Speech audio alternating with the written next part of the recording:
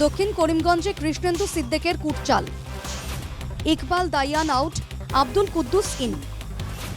দক্ষিণে আব্দুল কুদ্দুস হচ্ছেন অগপ প্রার্থী। দক্ষিণ করিমগঞ্জ শ্রীভূমি জেলার 4টি বিধানসভা আসনের মধ্যে অন্যতম আসনটি হচ্ছে দক্ষিণ করিমগঞ্জ। নির্বাচন কমিশনের পরিসংখ্যান মতে দক্ষিণ করিমগঞ্জে মোট ভোটারের সংখ্যা 2,91,256।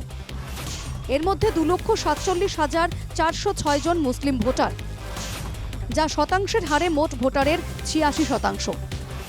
এই আসনে হিন্দু ভোটার রয়েছেন প্রায় 43,850 জন। তবে মুসলিম অধ্যুষিত বিধানসভা আসন হলেও এই আসনের অন্যান্য আসনের চেয়ে অনেকটাই পৃথক, কারণ মুসলিমদের মধ্যে রয়েছে একাধিক কাস্ট, যা নির্বাচনে গুরুত্বপূর্ণ ভূমিকা পালন করে। প্রাপ্ত তথ্য মতে দক্ষিণ করিমগঞ্জে উচ্চ বর্ণের মুসলিম লোকের সংখ্যা বেশি। তালুকদার, তাপাদার ইত্যাদি কাস্টের ভোটার সংখ্যা প্রায় 1,85,000। সৈয়দ ও চৌধুরীর ভোট রয়েছে প্রায় 25,000। বিপরীতে মাইমাল, কিরান, কালিয়া, বাজনি এদের ভোট রয়েছে প্রায় 37,000। শারীরিক অসুস্থতার জন্য এবার নির্বাচনে লড়ছেন না বিধায়ক সিদ্দিক আহমেদ, কিন্তু তিনিই বর্তমান দক্ষিণ করিমগঞ্জের কিং মেকারের ভূমিকা পালন করছেন। সোমবার শ্রীভূমি জেলা পরিষদ কার্যালয়ে অনুষ্ঠিত হল দক্ষিণ করিমগঞ্জের পঞ্চায়েত প্রতিনিধিদের নিয়ে গুরুত্বপূর্ণ বৈঠক। এই বৈঠকে আব্দুল কুদ্দুসকে দক্ষিণের মুখ হিসেবে তুলে ধরা হয়। বরাকের অন্যতম প্রতিষ্ঠিত ঠিকাদার আব্দুল কুদ্দুস রাজনীতিতে নতুন মুখ। ঠিকাদারি ব্যবসায় তিনি সফল। বরাকের 3 জেলায় বর্তমানে 300 কোটির বেশি টাকার কাজ করেছেন তিনি। মন্ত্রী কৃষ্ণেন্দু পালের আসনেই রয়েছে 74 কোটিরও বেশি টাকার কাজ। কাছাড় জেলায় 100 কোটির বেশি টাকার প্রকল্পের কাজ করছেন কুদ্দুস। অর্থাৎ আব্দুল কুদ্দুস প্রার্থী হলে অসম গণপরিষদকে দলীয়ভাবে টাকা খরচের প্রয়োজন পড়বে না। পাশাপাশি একজন প্রতিষ্ঠিত কন্ট্রাক্টরকে সতীর্থ হিসেবে পেলে লাভ হবে মন্ত্রী কৃষ্ণেন্দু পাল, বিধায়ক বিজয় মালাকার, সিদ্দিক আহমেদের। সবচেয়ে বড় কথা হলো ঠিকাদার বিধায়ক হলে আসনের উন্নয়নমূলক কাজে গতি আসবে। এসব একাধিক বিষয় পর্যালোচনা করেই আব্দুল কুদ্দুসকে দক্ষিণ করিমগঞ্জের প্রার্থী হিসেবে প্রক্ষেপ করা হয়েছে। আলোচনা করেছি কিছু ওয়ার্ড মেম্বার, প্রেসিডেন্ট সবাইকে নিয়ে, জেলা পরিষদের মেম্বারদের নিয়ে, এবং মধ্যে আমি বলেছিলাম যে আপনি একবার এসে কিছু কথা বলা যান।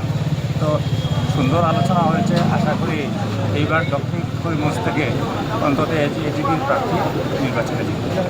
প্রার্থী কি কুদ্দুস সাহেব হবেন নাকি? কি হলো? নিশ্চয় হওয়ার সম্ভাবনা আছে।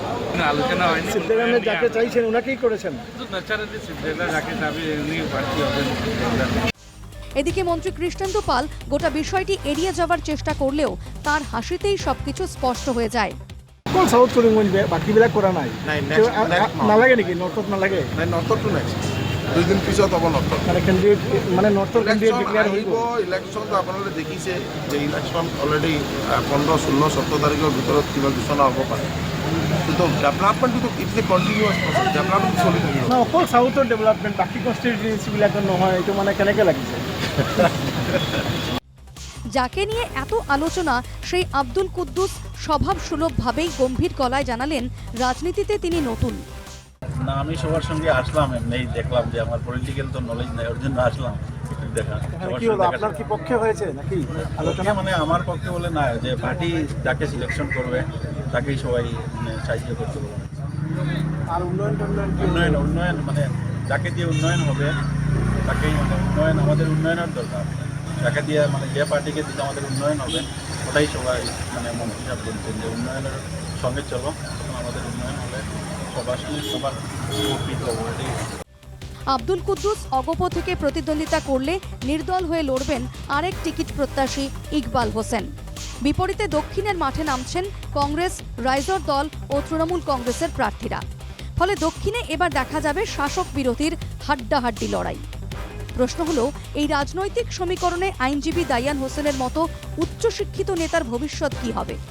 আর্থিকভাবে দুর্বল হওয়ায় কি বাদ পড়ছেন দাইয়ান, নাকি শেষ মুহূর্তে তাকে বিবেচনা করবে অগপ নেতৃত্ব?